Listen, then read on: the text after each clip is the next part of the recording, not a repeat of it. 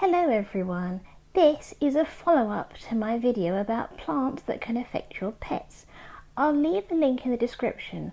I do recommend looking at that video because some plants are not mentioned in this one. However, this dog did not learn his lesson. Although I did not realise that we had so many poisonous plants in our garden, not just to the pets, but also to us. They also were not mine, so I was not aware of most of them. One's like the rhododendron, and I think we've all seen one. They're beautiful plants, but highly toxic to man and beast. Kalanchoe is another one that has been known to even affect cattle. I already did a video on the effects of this plant in my original video on this topic. I think I mentioned the symptoms of plant poisoning in my last video, but if I didn't, here are the symptoms that I had noticed. I will also show you the other ones to look out for. First of all, we have the obvious aggression as it takes over his body, along with tremors and possible seizures. Kalanchoe can even cause brain damage, not to mention excessive eating and drinking and nerve damage. Don't forget death. Apparently, these should go away within 24 hours, but not death. However, it's always good to talk to your vet. Although these are symptoms that can affect humans as well, so look out for the human versions of these, especially death. And headaches are common. If you would like to know how to identify and deal with headaches, I will also leave a link to my headache video. But yes, animals get headaches too, because yes, animals get headaches as well. Another reason I wanted to do this video is because this does not just affect pets. For example, I bought my nan a croton plant. The croton has been known to cause rashes, especially on little children, not to mention the snake plant or mother-in-law's tongue. All these are very beautiful plants, but make sure to keep them far away from little kids and pets. And yes, I learned the hard way that even the water should be kept away because your pet will drink it and then they will get sick. And remember, some of these can bring cows down. And you might be saying to yourself, but I don't drink the plant, so I should be okay. You might not, but your kids might touch it, or your dog might. And if your dog is anything like mine, they might drink the water, which can have an even quicker effect because it's liquid. And if your dog drinks a lot, then you might have an even bigger problem. Lavender is another evil culprit, although rosemary is safe. Lilies are dangerous, but orchids are safe, and roses are safe. My advice would be that any plant that comes into your house or is given to you as a gift, always check to see if it's pet friendly and what the symptoms are. If it is serious, then you might want to put it up where it can't be got to make sure it's in a place where they definitely cannot get it. If the symptoms do not go away within 24 hours, or if you see any changes to your pet's behaviour or body that weren't there before, after 24 hours, talk to a vet. Also, if you have a curious or just unmuted dog with certain plants, do not let them pee on it. If you have a cat that likes to rub themselves against everything, then you may wish to consider carefully the plants that you have. And if you use them in cooking and you want to hug and kiss your pets, always wash your hands and mouth. Even things like onions and garlic can cause liver damage, almost as much as too much paracetamol, because these symptoms are so small, they build up. Quick rant here, but for the litter that I use for Bonjo, they have a lavender version. Why would they have a lavender version? Either they do not know how poisonous lavender is to cats, or they do not care. My cat has an enclosed litter box, so that smell would, if we used it, be all around him, being toxic while he's going to the loo. And you could argue, well, it's just a scent, but who knows how much actual lavender is in that scent? I know that Bonjo is so sensitive that he is allergic to coconut. Even something that is considered coconut scented is enough to bring him out in a rash, let alone affect his breathing. So just like dealing with someone with a peanut allergy, I have to wash and scrub his hands and nails before touching him if I've been dealing with coconut.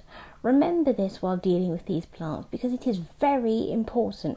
And I state again, as I said in the previous video, just because the dog is behaving aggressively or an animal is behaving aggressively, it does not mean that it needs to be automatically put down. There are a few reasons why they are behaving this way. One of them could be poisoning, and it could be that it goes away within a couple of hours, and they are a completely different dog when they feel better.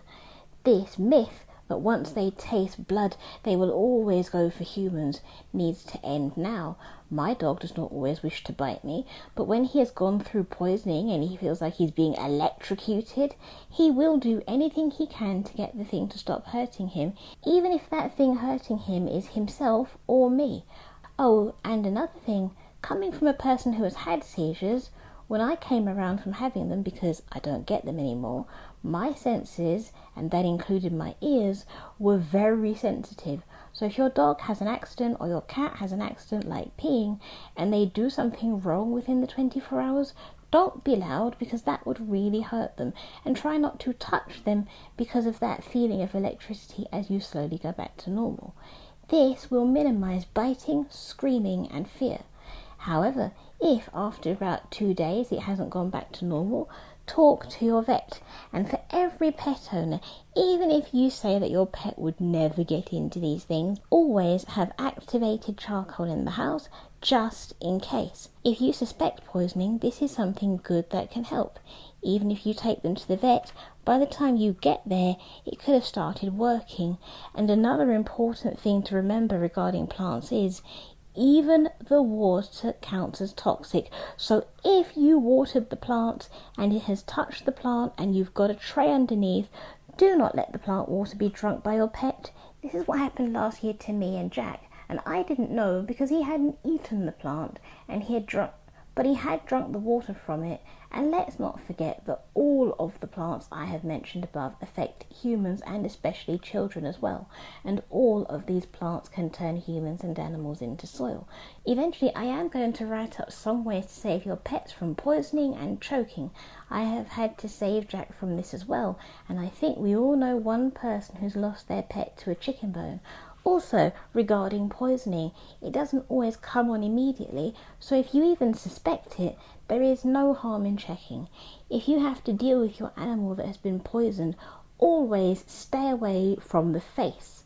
The 2 pieces of advice that I have learned is to hold the scruff, because they cannot turn their neck towards you, and if you can get directly behind them, they cannot attack you if you hold on to the legs, because their body cannot turn around that far. So if you hold on to their back legs, then they cannot move them to a different place. So if you can, hold on to the legs, because the body cannot turn around that far. So if you hold on to their back legs, then you can move them to a different place.